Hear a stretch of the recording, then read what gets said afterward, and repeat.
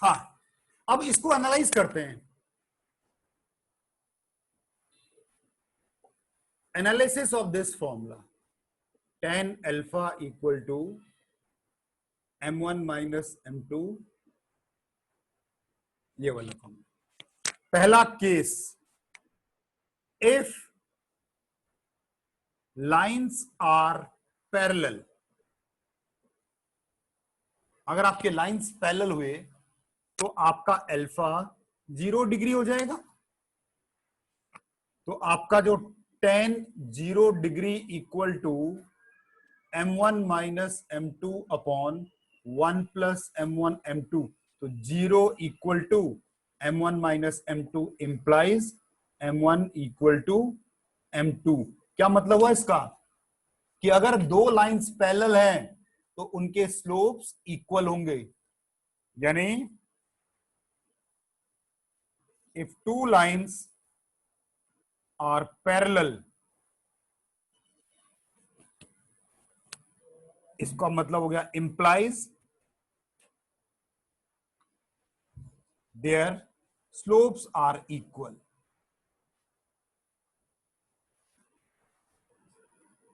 तो vice versa भी ठीक है, अगर दो लाइंस के स्लोप इक्वल हैं तो वो दो लाइंस कैसे होंगी, पैरेलल होंगी।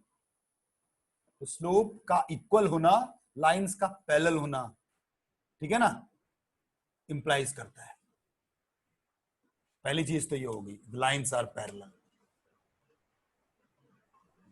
ठीक है, लिख लिया होगा इसको। Yes sir. चलिए, अब इसका दूसरा ये है, सेकंड है, क्या होगा इफ लाइंस आर परपेंडिकुलर। आपके जो दो लाइंस जिनकी आप बात कर रहे हो वो परपेंडिकुलर हो गए, यानी कि अल्फा इक्वल टू 90 डिग्रीज, यानी कि tan 90 डिग्रीज का जब फॉर्मूले पर डालेंगे तो m1 minus m2 upon 1 plus m1 m2, tan 90 होता है इंफिनिटी।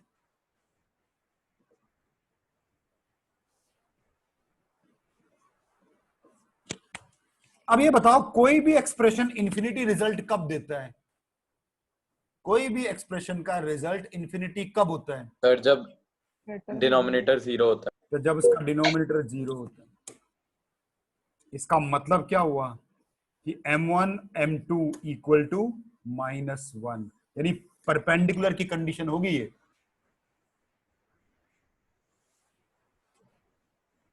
ऐसे लिखते हैं, छोटा लिखते हैं, lines are perpendicular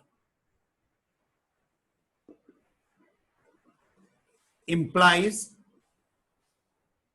the product of their slope is -1।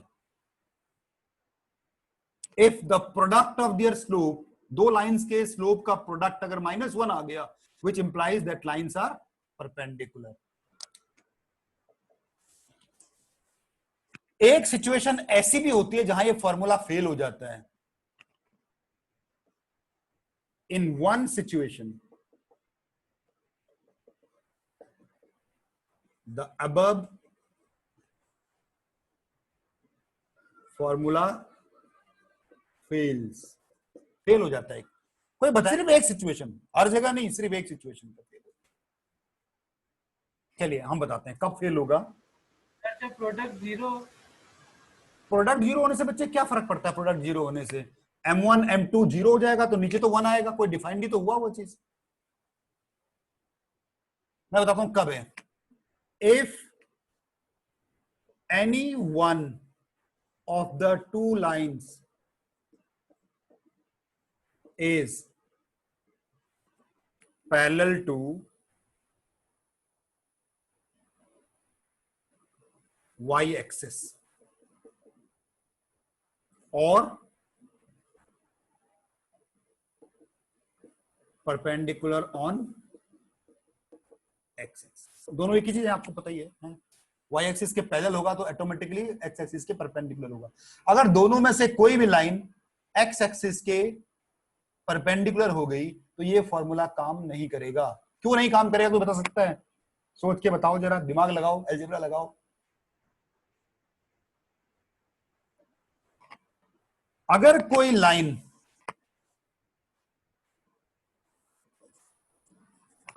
Line x axis पे परपेंडिकुलर गिरे तो वो एंगल कितना बनाएगी एक्स एक्सिस के साथ?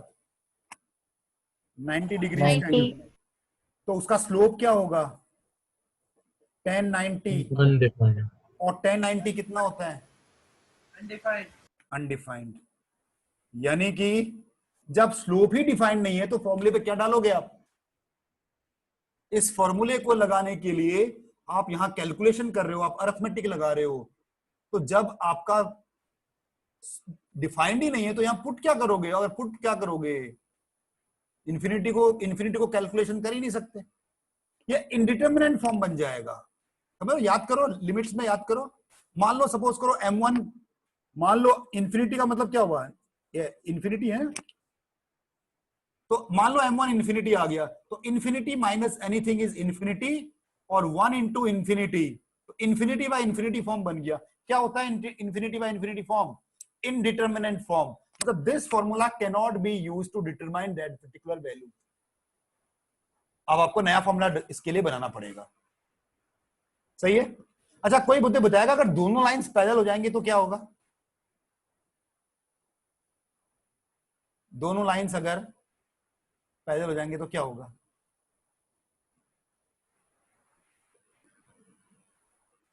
तब उनके बीच में एंगल निकालने की जरूरत ही नहीं है। क्यों भाई?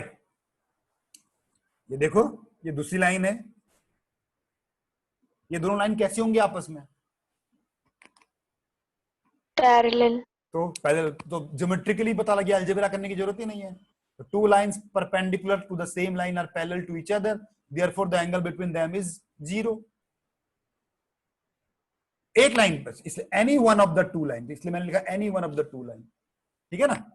चलिए, तो इस सिचुएशन पे आपको ये फॉर्मूला काम नहीं करेगा। समझ में आ गया क्यों नहीं करेगा? क्योंकि इन्फिनिटी इन्वॉल्व हो गई है।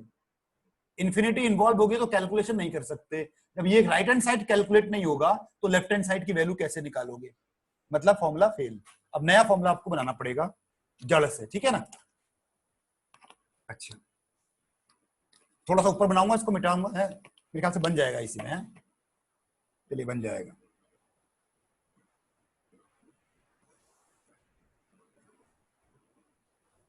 ये देखिए, हाँ, ये मैंने एक्सिस बनाई। ठीक है ना? एक लाइन तो ऐसी है जो कि ओब्लीक लाइन है, मतलब यहां पर आपको एंगल कुछ बना रही है थीटा। और एक लाइन ऐसी है जो एक्स एक्सिस पे परपेंडिकुलर बना रही है। ये दो लाइनें आपकी हो गई, ये 90 डिग्रीज हो गई। मुझे ये एंगल चाहिए अल्फा, मुझे ये एंगल चाहिए अल्फा। सही है ना? अच्छा, ठीक है ना? लाल वाली लाइन, इसका नाम रख देते हैं, इसको ए रख देते हैं, इसको बी रख देते हैं, इसको सी रख देते हैं, इसको डी रख देते हैं। तो यहां से मुझे बताएंगे आप स्लोप ऑफ ए बी आपका हो गया tan थीटा, है ना? ये वाला एंगल है, इसका tan theta. Slope of C D ये आपका not defined, 90 degree, tan 90 degree. ठीक है ना? मुझे अल्फा निकालना है। ज्योमेट्री क्या कहती है? ज्योमेट्री कहती है कि alpha will be equal to 90 minus theta. नहीं, एक्सटीरियर एंगल प्रॉपर्टी है, 90 डिग्री आपका थीटा प्लस अल्फा हो जाएगा, तो alpha equal to 90 minus theta, exterior angle property. तो tan अल्फा हो जाएगा tan 90 माइनस थीटा, यानी कि tan alpha equal to tan 90 minus theta आपका cot थीटा हो जाता है, यानी कि tan alpha equal to 1 upon tan theta, यानी कि tan alpha is equal to 1 upon इसको मैं m ले लेता हूं, तो 1/m। ऐसे सिचुएशन में बहुत सिंपल फॉर्मूला हो गया कि जिस लाइन का स्लोप डिफाइंड है उसको रेसिप्रोकल कर दो, आपको दोनों लाइंस के बीच का एंगल मिल जाएगा। मतलब इस अल्फा निकालने के लिए आपको जो दूसरी लाइन है, लाल वाली लाइन है ना, उसका स्लोप को रेसिप्रोकल कर दो, आपको tan अल्फा मिल जाएगा। उसको समझने के लिए 3-4 क्वेश्चंस हम लोग करने जा रहे हैं। इजी वाले क्वेश्चंस करूंगा बिल्कुल, ठीक है ना। पहला question, a line through 1,1 and 2,2 is drawn. Find the angle made by the line with positive x-axis. Positive x axis का मतलब हुआ सर 0 डिग्री आंसर है। क्या बात कर 0 डिग्री आंसर। क्या बात कर रहे हो? So 45 degree. 45 डिग्री होना चाहिए, देखो ना। हाँ सर 245 होगा। अरे हाँ 1 की वैल्यू 45 होगा। भूल गए sir, sorry sir. Let the angle be theta, therefore tan theta equal to y2 minus y1 upon x2 minus x1। तो tan theta equal to 2 minus 1 y2 minus y1 upon 1। tan theta equal to 1, तो theta equal to 45 degree.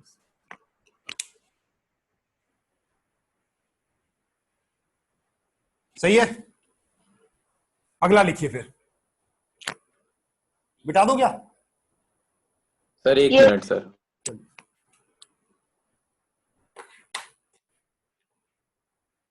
दो फॉर्मूले को equate करके equation बनाई और solve किया।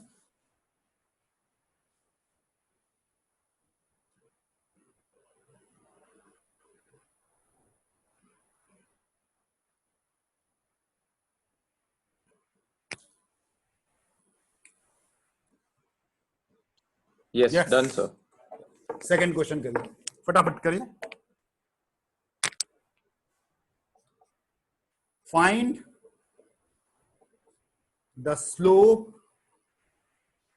of a line which is perpendicular to a line joining, आपका पॉइंट है 4,3 and 6,4। ये sir -2। Find the slope of a line. Yes exactly -2 ही है ना।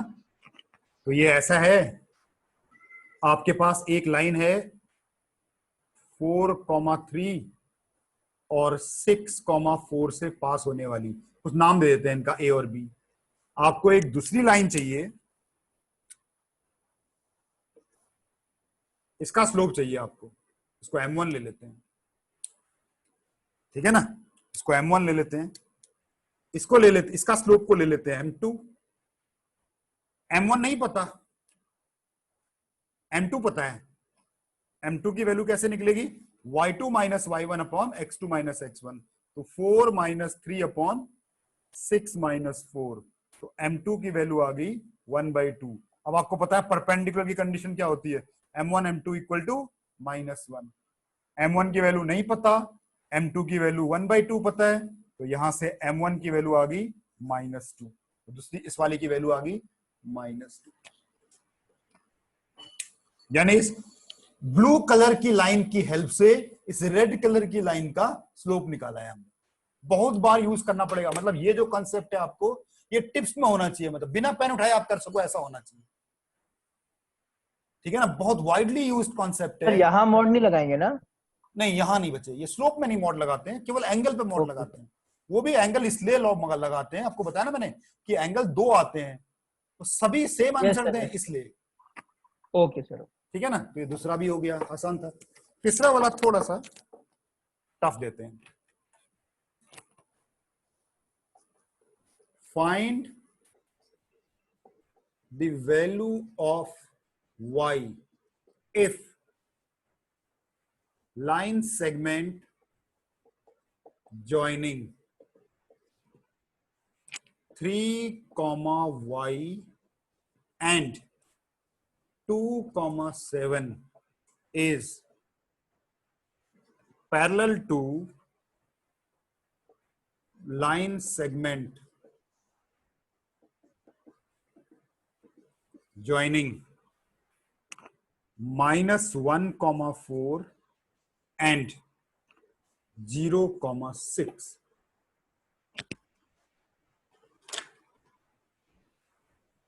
Sir repeat value sir repeat करिए सर, बोर्ड बहुत ब्लर आ रहा है सर। Yes, sir. ये 3 comma y है और ये 2 comma 7 है और ये -1 comma 4 और ये 0 comma 6.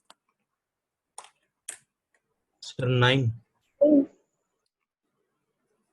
9 सही है लग रहा है मुझे 9 तो। आ रहा है मेरे सर। तो ये वाला जो है 3 comma y, ये वाला जो है 2 comma 7, ये आपके ब्लू कलर की लाइन है और ये दूसरा जो है ये आपका -1 comma 4 और 0 comma। देखो आपको एग्जैक्टली प्लॉट नहीं करना होता है, आपको टेंटेटिवली प्लॉट करना होता है। मैंने कोई भी देखो बिल्कुल रैंडमली प्लॉट किया हुआ है। अब ये दोनों पैरेलल हैं तो क्या होगा? सर इनके स्लोप इक्वल होंगे। हाँ, तो इसका स्लोप m1, इसका स्लोप m2। m1 निकाल, देखो ये चीज ध्यान रखना, अगर आपने इस तरह y2 माइनस y1 लिया तो x2 भी ऑर्डर मत बदलना, ठीक है? पता लगा यहां पर y2 यहां से स्टार्ट किया, y2 माइनस, ऐसे नहीं करना, एक ही तरफ को ऑर्डर रखना है। तो 7 माइनस y अपॉन 2 माइनस 3, ये आपका m1 हो गया। m2 हो गया 6 माइनस 4 अपॉन 0 माइनस -1, दोनों इक्वल होंगे। पैरेलल की प्रॉपर्टी है दोनों इक्वल। तो 7 minus Y upon -1 equal to 2 upon 1। तो सॉल्व करने के बाद y -2 यहां आ गया 7, इधर आ गया 7। हाँ 9 बिल्कुल सही आंसर है।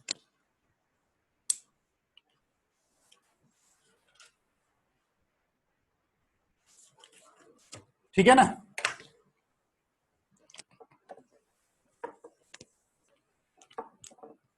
अच्छा ये लीजिए एक, मेरे ख्याल से थोड़ा देर और ज्वाइन करेंगे हम लोग हैं, अगर नेट चल गया तो चल जाएगा मेरे ख्याल। तो आ गया शायद, देखो। हाँ, question 4th, prove that the triangle ABC is right triangle. तो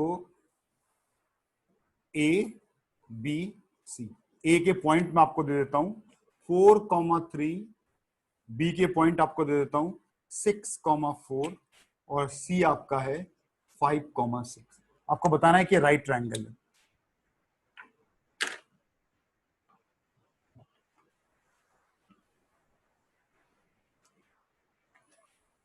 टेंथ क्लास का क्वेश्चन दे दिया मैंने आपको। देखो इसका स्लोप m1, इसका स्लोप m2 और इसका स्लोप m3 निकाल लेते हैं। तो m1 निकाल लिया जाएगा 6 माइनस 4 अपॉन 5 माइनस 6, तो -2 आया। m2 निकाल लेते हैं, ये वाला 6 माइनस 3 अपॉन 5 माइनस 4, तो ये 3 हो गया। m3 निकाल लेते हैं 4 माइनस 3 अपॉन 6 माइनस 4, तो ये हो जाएगा 1/2। अब यहां पर आप देख सकते हो m1 और m3 का जो प्रोडक्ट है, m1 और m3 को मल्टीप्लाई करो तो आपको -1 मिल रहा है। देखो -2 तो इसका मतलब ये हो गया कि m1 वाला स्लोप और m3 वाला स्लोप, वो लाइन जिसकी स्लोप m1 है और वो लाइन जिसकी स्लोप m3 है, इनके बीच में 90 डिग्री का एंगल बनना चाहिए। तो ये m1 वाली लाइन और m2 यहां, तो इसका मतलब यहां पर आपका 90 डिग्री का एंगल है। तो ये ट्रायंगल आपका राइट ट्रायंगल हो गया स्लोप से। ठीक है ना? कोई पाइथागोरस थ्योरम की जरूरत नहीं है।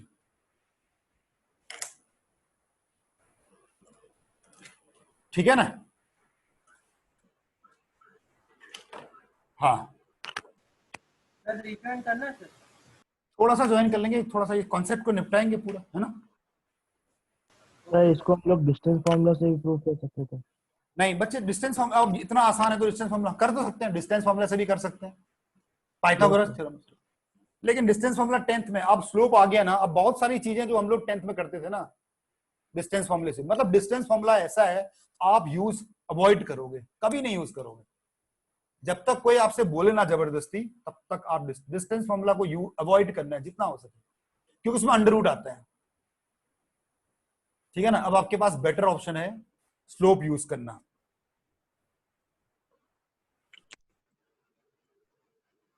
देखो ये वाला क्वेश्चन थोड़ा सा अच्छा क्वेश्चन दे रहा हूं।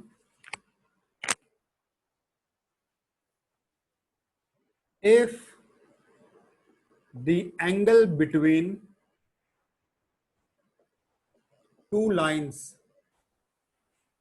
is pi by 4, if the angle between two lines is pi by 4 and slope of one line is 3, find the slope of second line।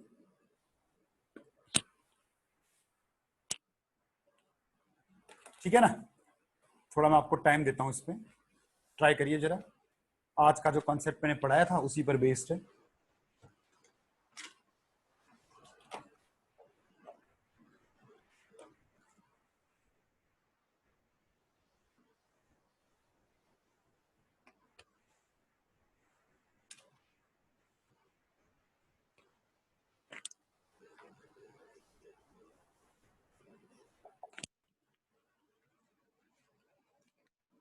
देखो, let slope of one line, sir 1/2 है क्या? बच्चे दो answer आने चाहिए। अब बताऊंगा दो आंसर मेरे को। It's a 1/2. 1/2 एक आंसर है, एक और आंसर आना चाहिए। सर क्योंकि मॉड में इस वजह से 2 आंसर आएंगे ना। हाँ, अब ज्योमेट्रिकली भी देखो, दिखाऊंगा अभी आपको दो क्यों आने चाहिए। तो let the Okay, slope sir. Of one line, अच्छा लेट क्यों, लेट तो मुझे सेकंड वाले का करना है ना। तो स्लोप ऑफ वन लाइन आपको 3 दिया हुआ है, इसको आप m1 ले लेते हैं, and let slope of second line, इसको मैं m2 ले लेता हूं। तो tan alpha equal to m1 minus m2 upon 1 plus m1 m2, ये फॉर्मूला है। अल्फा की जगह पाई बाई 4 तो 1 हो गया, tan 45 डिग्रीज, और m1 की जगह 3 minus m2 upon 1 plus 3m2, ये। अब क्योंकि ये मॉड है, अब पता नहीं अंदर नेगेटिव है या पॉजिटिव है, तो यहां पर इसको ऐसे खुलेगा, तो 3 minus m2 upon 1 plus 3m2, एक बार 1 के साथ, 3 minus m2 upon 1 plus 3m2 equal to -1 के साथ। ठीक है ना, ऐसे करके खुलेगा ये। ठीक है ना, इसको अगर आप सॉल्व करते हो, ठीक है ना, यहां से आपको m की वैल्यू मिलेगी, एक वैल्यू आपको यहां से मिलेगी, तो आपको दो वैल्यूज मिलनी चाहिए। ठीक है ना। तो जब आपने प्लस लिया है तो मेरे ख्याल से -2 आ रहा है ना, Yes, sir. -2. Yes sir. और इससे कितना आ रहा है देखो तो, यहां इधर चला गया 1 3 2 1/2। और ये 1/2 आ रहा है, Sir, 1/2. 1/2, दो वैल्यूज आ रही हैं। ये तो हो गया, चलो एल्जेब्रिकली मॉड की प्रॉपर्टी की वजह से। वैसे भी जरा आप देखो तो, जैसे मान लो ये एंगल है, इस एंगल के साथ सेम एंगल बनाने वाली दो लाइनें हो सकती हैं भाई।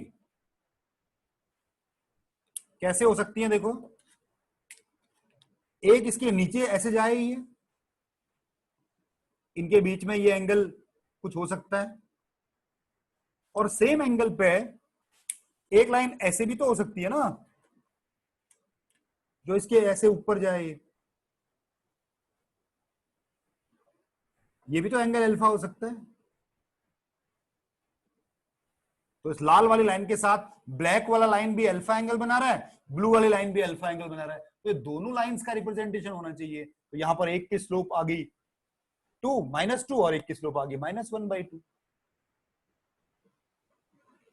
सही है कि नहीं है? तो इसलिए मॉड ने 2 दिया क्योंकि 2 बनते हैं ज्योमेट्रिकली। सर ये फिर से बता दीजिए सर। यार एक लाइन के साथ सेम एंगल पे 2 लाइनें नहीं होंगी क्या बताओ, एक नीचे और एक ऊपर। ये लाल वाली लाइन लाल वाली लाइन के साथ ये जो ब्लू वाली लाइन है ये अल्फा एंगल बना रही है, और इस लाल वाली लाइन के साथ ये जो ब्लैक वाली लाइन है ये बीटा, ये भी अल्फा एंगल बना रही है। तो अल्फा एंगल है ना ये एंगल, अगर मान लो ये एंगल बाइसेक्टर हुआ, अगर ये लाल वाली लाइन एंगल बाइसेक्टर हुई तो दोनों एंगल इक्वल होंगे कि नहीं होंगे? ठीक है ना? तो किसी लाइन के साथ एक एंगल बनाने वाली 2 लाइनें होती हैं, एक ऊपर बनती है और एक नीचे बनती है उसके।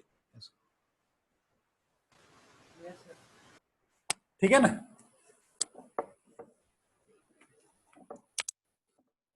हाँ, एक ये देखिए,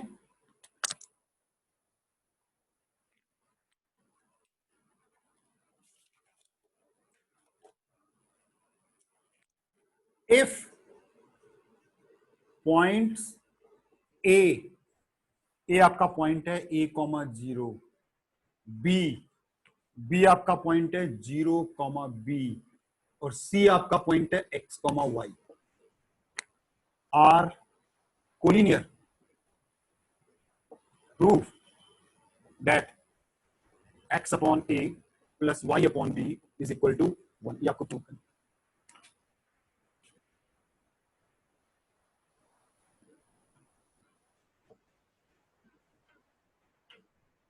excuse me sir, sir board clear नहीं है और आपका बार बार लैग कर रहा है, आवाज भी लैग कर रही है और वीडियो भी लैग कर रहा है थोड़ा। बस ये लास्ट क्वेश्चन करते हैं, फिर एक्चुअली नेट का आज प्रॉब्लम पूरी सोसाइटी में हमारे, पता नहीं क्या हुआ।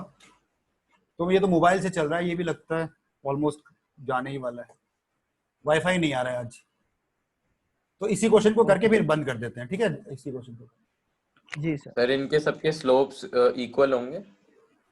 हाँ, कोलिनियर के लिए 10th क्लास में डिस्टेंस फॉर्मूला लगाते थे पहले,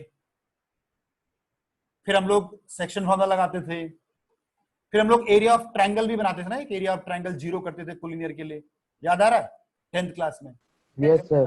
यहां मुझे ऐसा कुछ नहीं करना है, यहां मुझे एक लाइन खींचनी है, उस पर एक पॉइंट लेना है a,0 और ये भी नहीं सोचना कि किसको कहां लेना है, कहीं भी ले लो, जहां मर्जी लेना है ले लो, आगे पीछे ऊपर नीचे कहीं भी ले लो आप। तो b पॉइंट आपको लेना है 0,b, c पॉइंट आपको लेना है x, y। अब किसी भी लाइन का स्लोप निकालने के लिए आपको 2 पॉइंट चाहिए होते हैं। अगर इन दोनों की हेल्प से अगर मैं स्लोप निकालूं, a और b की हेल्प से अगर मैं स्लोप निकालूं, या चाहे b और c की हेल्प से स्लोप निकालूं, लाइन तो वही है, स्लोप तो सेम आएगा कि नहीं आएगा? Yes sir. यानी कि AB से स्लोप निकालो, चाहे आप BC से स्लोप निकालो, कोई फर्क नहीं पड़ना है कि नहीं? तो AB से स्लोप निकालो B -0, 0 -a, और BC से स्लोप निकालो y -b, x। बस इसको रीअरेंज कर दो तो आपका काम बन जाएगा। 0 तो bx equal to -ay plus ab, तो ये बन गया ay plus bx equal to ab। Divide कर दो बाय ab, ab से डिवाइड कर दो। क्यों ab से डिवाइड कर रहा हूं पता आपको? राइट हैंड साइड पे 1 चाहिए। ay upon ab, bx upon ab equal to ab upon ab implies, देखो ये b से b कटा, x बाय a, ये a से a कटा, y बाय b, ये ab से ab कट गया तो 1, ये भी डन। स्लोप का इस्तेमाल करके यानी कोलिनियर की कोई भी प्रॉपर्टी आए, कुछ भी काम हो कोलिनियर का, स्लोप का इस्तेमाल करो। हर जगह स्लोप को प्रेफरेंस देनी है अब आपको, ठीक है ना। चाहे कुछ भी पूछा हो, स्लोप से अप्रोच करो स्टार्ट, ठीक है ना। चलिए इतना ही करते हैं फिर आज, ठीक है। Thank you sir. Thank you sir. Thank